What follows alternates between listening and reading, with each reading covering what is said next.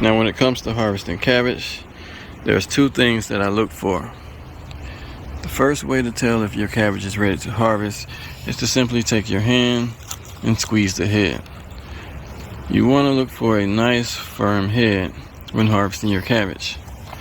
If it's like the one you see here, and you can squeeze it in like that, it's not ready. So remember, once it's firm like this and the last leaf flips over like the ones you see here, it's pretty much done and it's not going to grow any bigger. So since I have this one open, I'll start over here. Let's talk a little bit about the two ways that you can harvest your cabbage plant. The first way is pretty much common sense. You can remove the whole plant, break the head off, and cook it. You can also cook these leaves. Now the second way is to simply grab the head, twist it off, just like that, and leave the plant in the ground.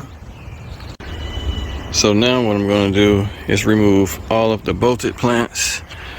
I found another one here in the back, y'all. I'm going to remove that one. I'll also be removing these two and the one that bolted here. So right here, this is the market early cabbage that I harvested early in the video, and you guys see me twist the head off. It has now started to form its Brussels sprout sized cabbages. So there's two different ways you can store your cabbage. The first way is to simply put it at the bottom of your fridge in the crisper. These will store up to 3 weeks, and these have been in here for exactly 2 weeks, and as you can see, they are still fresh.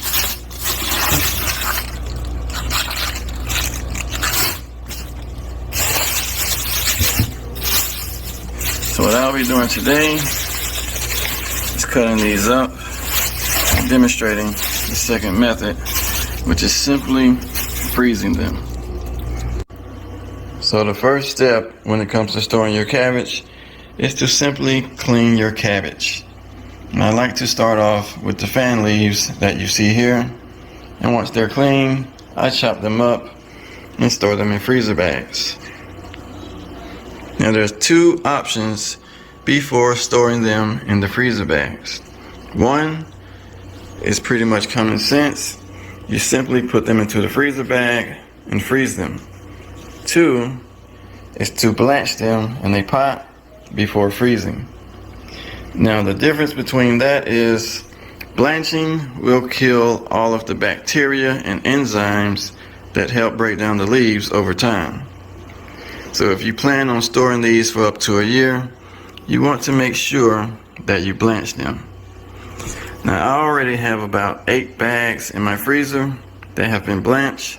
So the ones that you see here will not be blanched. They will just be stored in the bag, and we will eat these first. And I'll repeat the same steps for my cabbage heads.